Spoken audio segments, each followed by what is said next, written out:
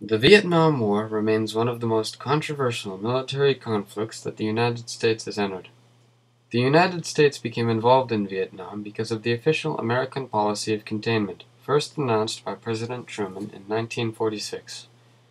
Out of containment, which stated that the U.S. would actively aid nations in the fight against communism, grew the domino theory, which said that if one nation became communist, then all nations surrounding would be at risk of also falling to communism. Vietnam became part of the French colony of Indochina in the 19th century. Opposition to French rule existed even before World War I and continued until World War II, when France was occupied by Germany. Vietnam then became part of Vichy France and was, therefore, collaborationist. The Japanese then occupied Vietnam as allies of the Germans and Vichy French. At the end of the war, when Japan had lost, Japanese soldiers, distrusting the French, attempted to oust the French and turn control of Vietnam over to native Vietnamese. France managed to reclaim Vietnam only by allowing Ho Chi Minh, a socialist insurgent, to set up an autonomous region in the north of the country. His forces, the Viet Minh, continued to resist the French, culminating in a catastrophic defeat for the French at Dien Bien Phu in 1954. After that, French influence waned. America supported the French through this ordeal because Ho was seen as a communist, and the policy of containment mandated that France and South Vietnam would be supported.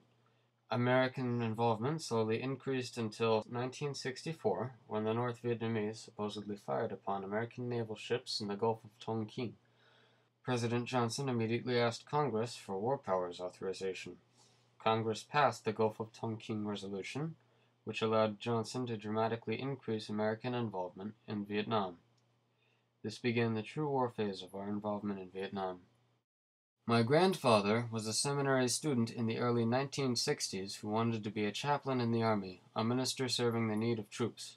There was controversy in religious circles about whether it was ethical and moral to be a chaplain, because chaplains were viewed as enablers who helped soldiers, who in turn killed people, whether soldiers or civilians. My grandfather's story is about someone who thought that he was making a positive contribution. He says, the greatest ministry of his life, in the middle of something that is still thought to have been morally ambiguous at best, or evil at worst.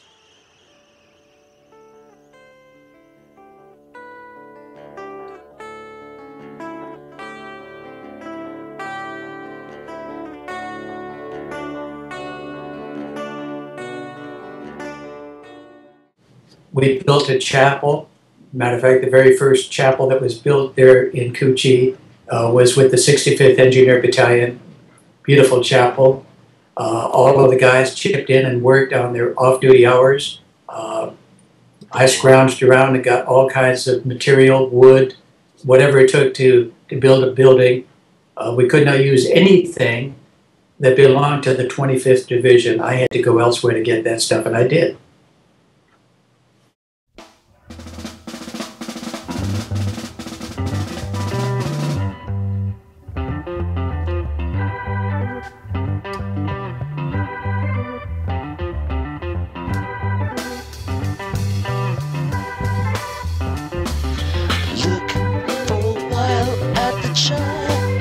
Sunflower brown, walking jingle in the midnight sun.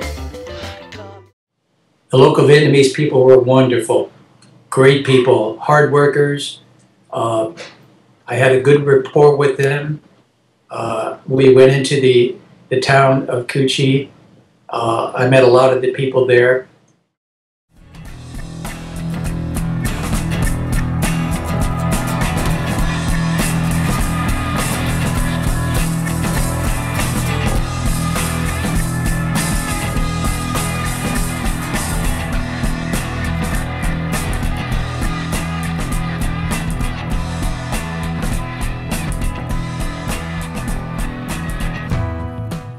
Part of the difficulty of the war for people like my grandpa was that, as much as they loved the local community, you never knew who was friend and who was foe. During my first tour, as we built our base camp, we had a lot of Vietnamese who came in and worked at different jobs building that base camp. Now, all of the GIs had to have haircuts. Even though we were in the military, we always had to get our hair cut. And we had the Vietnamese barbers who cut our hair. This one barber that cut my hair, cut it for 3 months. I liked him, neat guy. One night we had what we call a firefight.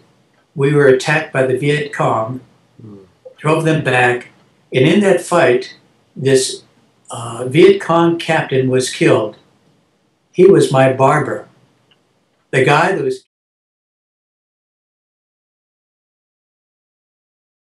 cutting my hair was actually a Viet Cong captain who was gathering all kinds of intelligence while he was inside our base camp.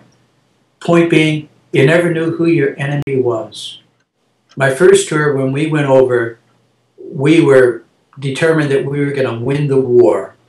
Here came the 25th Infantry Division with all of its glory, all of its hardworking troops, etc. And we felt very confident that we were there to win a war. The second tour, we realized that it became more of a political war. And we were disillusioned. A lot of the guys were disillusioned about the fact that we were so restricted as to where we could go. We could not fight the battle outside of Vietnam. For instance, the VC would have safe haven in Laos, in Cambodia. We could not go into those areas to defeat them. And then the other problem that we faced was the political situation in South Vietnam. There were a lot of corrupt leaders, and so we were pretty disheartened. I was in Cu Chi, which was probably about 30 miles from Saigon. Cu Chi is famous today because of the tunnels. There were tunnels right under our base camp that ran for miles. The famous Cu Chi tunnels housed a lot of the VC. Matter of fact, my second day there in camp, I lost one of my close friends who was aboard ship with me, my bunkmate. His Jeep hit a mine that was set by the Viet Cong at night on one of our little roadways, and he died in my arms.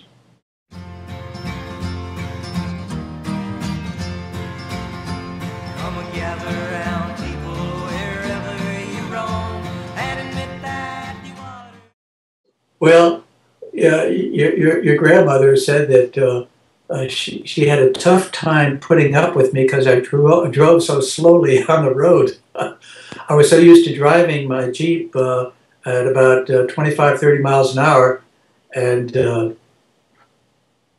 so driving at freeway speeds was pretty scary at first.